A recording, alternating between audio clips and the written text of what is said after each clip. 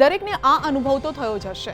ક્યારેક તમને કોઈ ફાટેલી ચલણી નોટ પધરાવી ગયું હશે, તો ક્યારેક એટીએમમાંથી પણ ફાટેલી નોટ નીકળતી હશે, જેણે તમારું ટેન્શન વધાર્યું હશે કે આ ખરાબ નોટનું હવે શું કરવું. કારણ કે તમે તેને બજારમાં વટાવવા જાઓ તો દુકાનદાર લેતા નથી અને પાસે રાખો તો એટલા રૂપિયાનું નુકસાન જાય છે.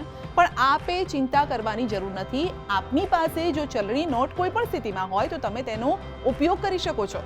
માની લો કે તમારી પાસે ફાટેલી અને ક્ષતિગ્રસ્ત નોટ એકઠી થઈ ગઈ છે, તો તમે તેને સરળતાથી બદલી શકો છો. કેવી રીતે અને ક્યાં, જાણી લો તમામ નિયમ.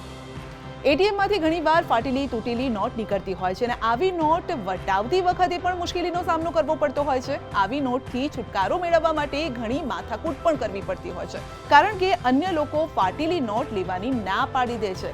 દુકાનવાળા હોય કે ચાની કિટલીવાળા, કોઈ પણ ફાટેલી નોટ સ્વીકારતા નથી. પરંતુ જો તમારી પાસે પણ આવી ફાટેલી નોટ આવી ગઈ હોય તો તમારે ચિંતા કરવાની જરૂર નથી. તમે કોઈ પણ પ્રકારની માથાકૂટ વગર સરળતાથી ફાટેલી નોટ બદલાવી શકો છો. તેના માટે તમારે તે બેંકનો સંપર્ક કરવો પડશે.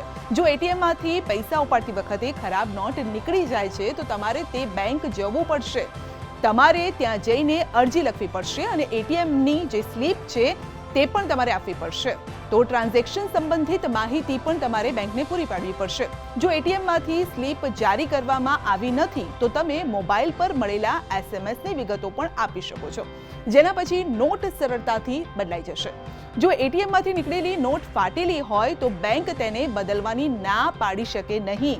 જો બેંક નોટ બદલવાની ના પાડે તો તેને 10,000 રૂપિયાનો દંડ પણ થઈ શકે છે અને આ નિયમ તમામ બેંકની બ્રાન્ચ પર લાગુ પડે છે.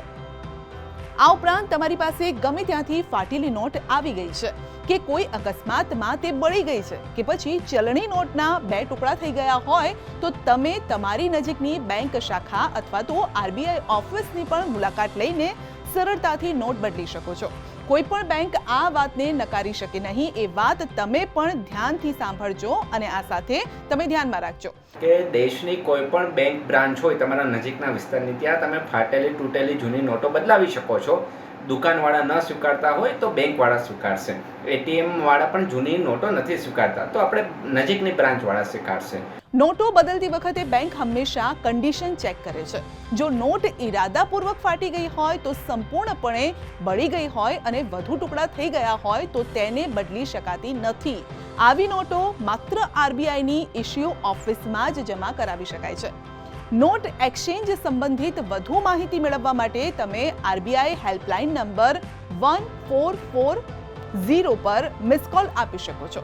રિઝર્વ બેંકનો નિયમ કહે છે કે જો નોટ પર સિરિયલ નંબર, મહાત્મા ગાંધીનો વોટરમાર્ક અને ગવર્નરની સહી હોય તો તેવી નોટ બદલી શકાય છે. તમે બેંકમાં ફાટેલી કે ખરાબ થયેલી નોટ બદલાવવા માટે જાઓ ત્યારે બેંક આ બાબતોનું નિરીક્ષણ કરે છે. ધારો કે તમારી પાસે ફાટેલી નોટ હોય તો તેને એક ટુકડો સાથે રાખવો જરૂરી છે. એક ટુકડો ગાયબ હશે તો બેંકની જગ્યાએ રિઝર્વ બેંકની કચેરીમાં જઈને નોટ બદલાવવી પડશે. 50 રૂપિયાથી ઓછી વેલ્યુની નોટ હોય તો બેંકવાળા જોડે 2 ઓપ્શન હોય છે કે 40%થી વધારે ફાટેલી છે કે કેમ, અને 50 રૂપિયાથી વધારાની વેલ્યુની નોટ હોય તો એની માટે પણ ક્રાઇટેરિયા રિઝર્વ બેંકે ઘડેલા છે અને એનું દરેકે પાલન કરવાની આવશ્યકતા હોય છે.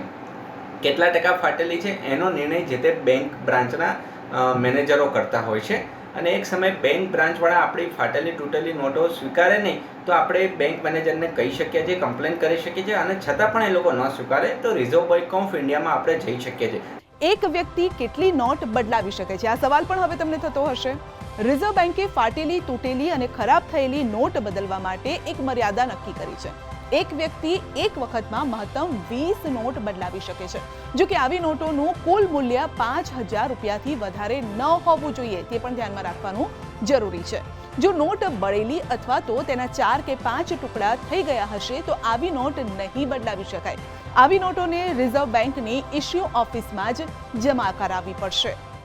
અને એક દિવસમાં આપણે 5,000 સુધીની નોટો બદલાવી શકતા હોઈએ છીએ કોઈ પણ જાતના રેકોર્ડ આપ્યા વગર. અને જો 5,000થી વધારેનું મૂલ્યની નોટ હોય તો આપણે આપણું પાન કાર્ડ આપવું ફરજિયાત બને છે. તો એ કેવાયસીના નો યોર ક્લાયન્ટનું પાલન આપણે કરવું હિતાવહ છે.